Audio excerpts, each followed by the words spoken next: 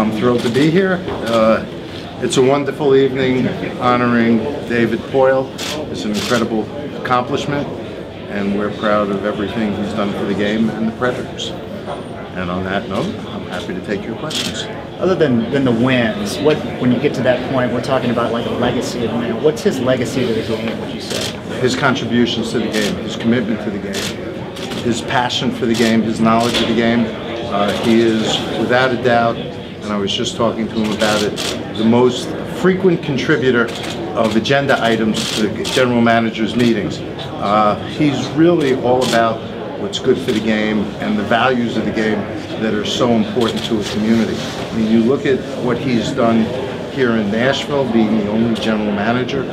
You look at how this franchise and this community have bonded so well, the players he brings in here, the fact that he's always looking to make the team more competitive, better, and at the same time having players that give back to the community.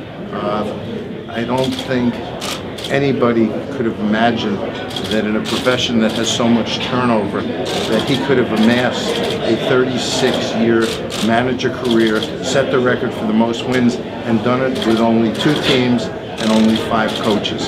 That is remarkable. In that instance, how perfect was he for this town, bringing it from a startup and then able to watch it grow? Obviously, you know, we can look in the rearview mirror on this. He's perfect for this town. He's been the only manager that the team has ever had. He's been through a number of different owners, and in the final analysis, he's been the one constant. And when you think about everything that's transpired here in terms of the growth of hockey, culminating, I suppose, last spring, or with the winning streak they're on now, that all starts with David and what he's brought in terms of stability and professionalism.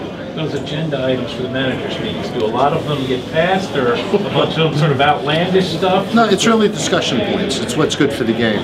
Focusing everybody on the things that need to be focused on. The managers as a group tend to be the guardians of the way the game's played, and David's always been at the forefront. He's extraordinarily well respected by his colleagues and by the league office.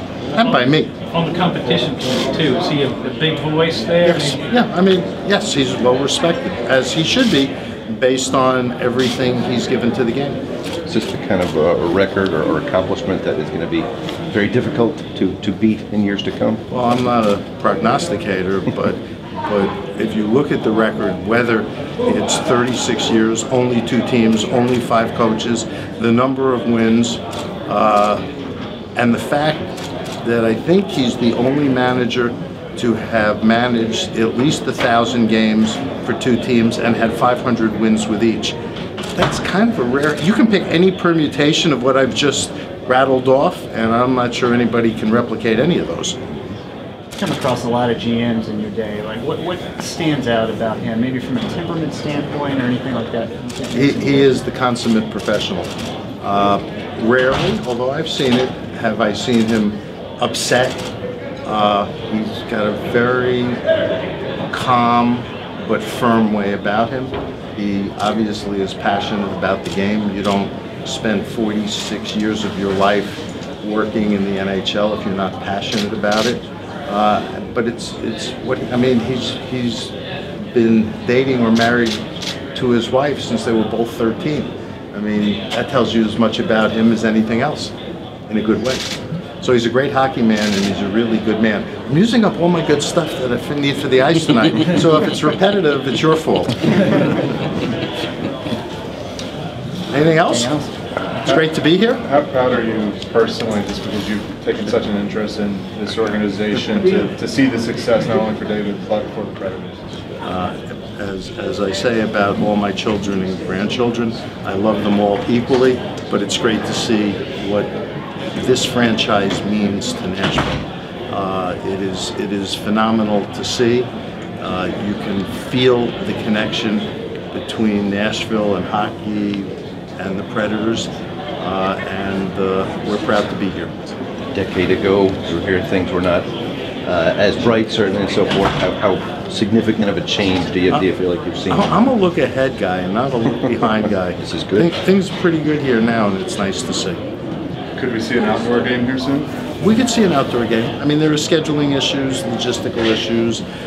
You have a college bowl game that could interfere with a winter classic. We have to look at a lot of permutations, but Nashville has done an outstanding job anytime we've held an event here, not the least of which was the All-Star game. This has really become a destination city in a whole host of ways. I could envision us doing an outdoor game here. I can't give you a timetable, and I can't exactly give you the specifics because there are a lot of things logistically we would have to work out, but it's something we have our eye on. Have the Predators been pursuing that with the league then, or is it just... You know, it's one of these things, and when I go to cities, there's always, in the course of hours of conversation, certain topics I can count on coming up. That's one of them. I was going to say, you talk about Jeff Cogan always wanted the draft here, so they've... Sean Henry hasn't given up any of the energy on that issue. Gary, jumping off of, like I said, Nashville a couple of years ago, did a great job with the All-Star. Is there any one particular issue that's keeping Anaheim from being a host for either of those two leagues? No, I mean, it's just a question of prioritization from the club standpoint and our standpoint. The Ducks are as strong, if not stronger, than they've ever been. The Samuelis' ownership of the franchise has been spectacular. They've given the club resources, commitment. The team is an incredible part of the community with all the ice rinks they're building. I think when the Samuelis took over, they were either no or one high school hockey team, and now we're somewhere in the high 40s. This is a great success story in Orange County, and it all starts with ownership. So it's not a sense where it's an arena issue or... No. Now that we've finished one Winter Olympics, do you entertain thoughts of returning, or is it... Haven't given it any thought. It's a long way off. Am I comfortable with the decision we made?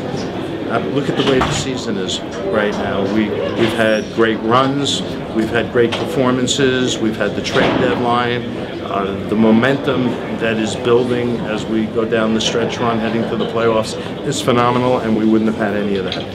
But that's where we are now. I haven't thought about what's next. But I am very comfortable with the decision that the league made with respect to these Olympics.